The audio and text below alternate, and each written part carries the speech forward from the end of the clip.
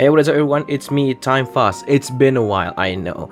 And on the subject of this video, assuming you've already seen the title of it, today we're going to be taking a look at the DX Ultra D-Flasher, my very first DX Ultraman Henshin item. Excuse me if the box looks a bit shit because the shipping was really not in my favor. This was direct from Japan. I bought it like last month, around 11th of November, and arrived at the 20th and 23rd of November, I believe.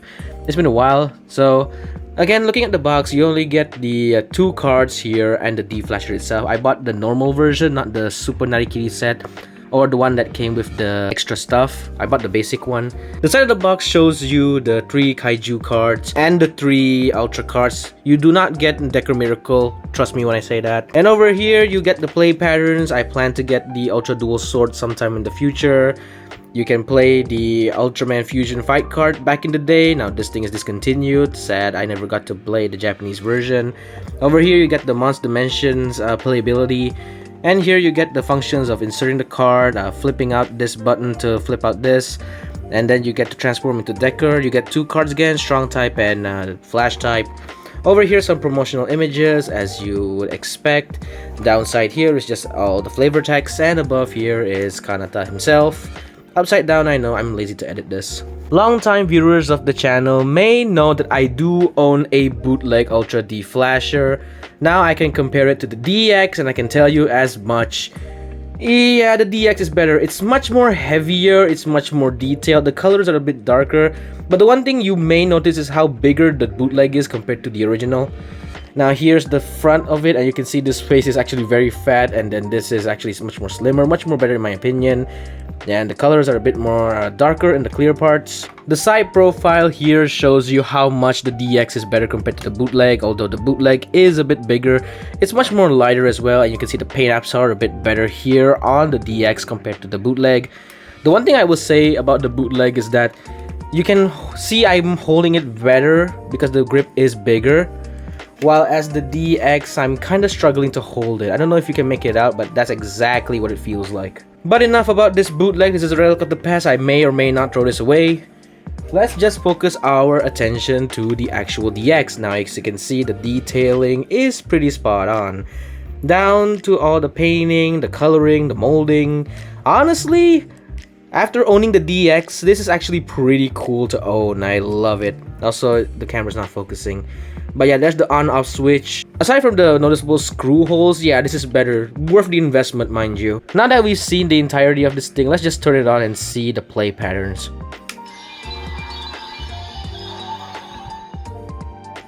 Yeah, that light is so bright. Let me just try it from the side.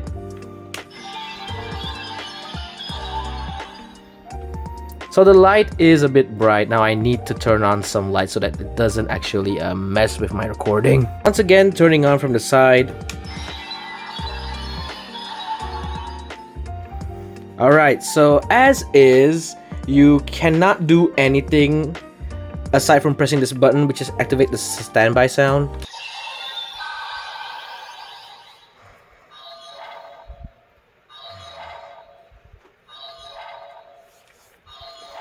The sound here is actually much more clearer compared to the Bootleg, which I refuse to turn on. A few moments later. And if you leave it for long enough, it'll just cancel the sound without doing anything. Also, if you press this, it doesn't really do anything. It only shuts it out. Before we actually get into the proper toy, let's just look at the collectible gimmicks, which are the cards. Yes, you get 2 cards, Flash type and Strong type. Both of these have their own unique barcodes, so if you ever wanted to hack this thing, you're gonna have to think of the proper barcodes. Those who have the God Chart cards or the Decade cards can unlock sounds. Some cards actually do that. I'm not gonna do it in this video because it would be too long. Here we see the back of the cards. Now if you were to play Fusion Fight, these stats would actually matter. In this case, since the game is already discontinued, these really don't matter as much. I will say though, for those wondering, this is a technique type and this is a power type in terms of the game. Also, the stats down here, here's Strong and Flash. And the stats for both of them are a bit different, so I don't even know what these say. I forgot. It's been a while since I played Fusion Fight. Now we can get into the proper review of the actual toy. First of all, you need to press this button because if you don't, it will not register the card. So here we go. Let's go with flash type.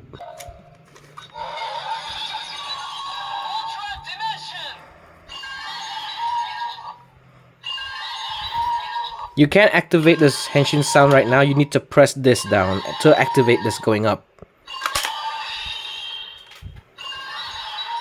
And press this button.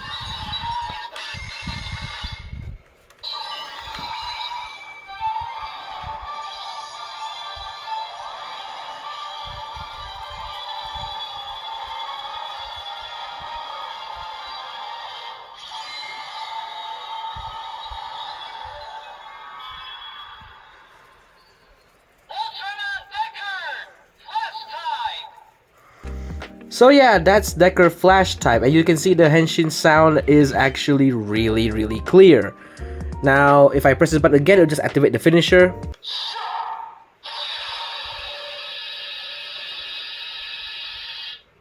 That's the Cell Jet Beam. I know this you can't really see it due to the way this camera is cropped, but yeah. If you're wondering what will happen if you were to close this down, it just cycle back to the actual henshin sequence. So one of the questions people tend to ask is, can you still put the card even if it's in this mode? Well, actually you can. You need to press this button. And if you put the card as is,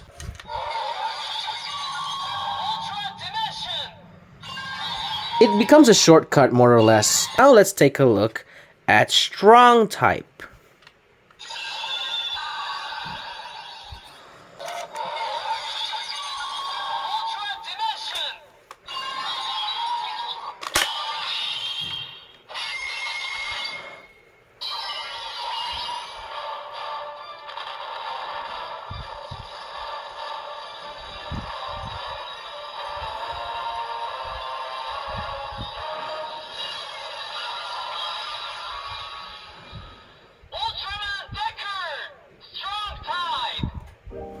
So that was the henshin sound for strong type, and as you can see, the LEDs actually flicker from orange to red and yellow again, so that's actually pretty cool.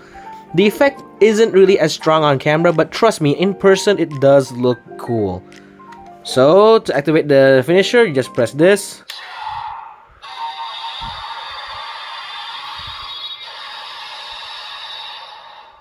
Again, if you close this up, it just activates the standby sound again. Now let's turn on the lights to actually see this thing.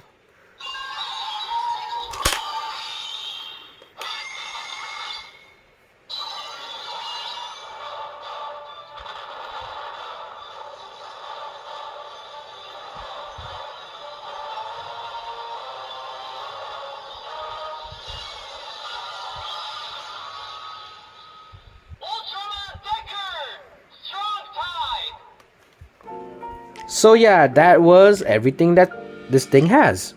So that was my review of the Ultra D Flasher.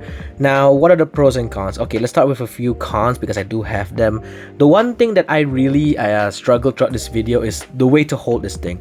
Given that the handle here is a bit small for my hand, again, this is made for kids, I understand. It was hard for me to actually hold it. Some of my fingers actually were squished together because of how small the handle is. And I know there is the memorial version, which I heard is a bit bigger, so I may or may not get that in the near future. The second thing of all is the card collecting gimmick. Now I know the two cards that you get here are great. However, every sound is locked within this thing and the cards are just a bypass to it. So if you don't have the cards, you can't actually access the full potential of the toy. Now I know people seem to like to hack stuff, and toys that have the pins that hack the thing, easy enough. Barcodes like this, especially cards, are a bit more harder to actually hack. Again, both of these are really just small cons, and I am really actually complaining because I have yet to find the Diker Dynamic card standalone because all the sets seem to be out of stock for some reason. Now let's talk about the actual pros. Now granted, this is my first ever DX Ultraman toy, a special transformation item. So what are the things I love about it? First of all, the sounds are clear, it's hefty. Now, I've told you guys that I have the bootleg, and the bootleg, the sounds were too crunchy, too loud, and the toy was actually really floppy because it was really made cheap, no internals whatsoever, very light. But the DX toy is very hefty, it's very well built, it has great lights and sound, so that I will commend. Second of all is that it's very much accurate to the show. The colors, the sculpting, even the playability is pretty much accurate to the show. The lights, bright but not too bright. Another thing I love about this toy is that, well, it's Decker. I love Decker as a show, as a character. And this is coming from someone who never really liked Dyna to begin with. But growing up is when you realize Dyna was peak, and Decker was actually a great show. Regardless of the criticism it had, Decker to me is a great show, a really good sequel as well. So, having the toy here as a representation of that show really speaks volumes to me. And if you're wondering, should you get this? Well, for the love of it, sure, why not? If you love Decker as a show, you think the Ultra D Flasher is great looking, I'd say go for it. And if it's very cheap, don't skip on it, it's very cheap, buy it. Because right now this thing sells for below 100 ringgit, which is something I did not expect. But hey, you make your own decisions, I'm just here to recommend. Anyway, that's it from me, this has been Time Force, and I'll see you in a different video. Take care everyone.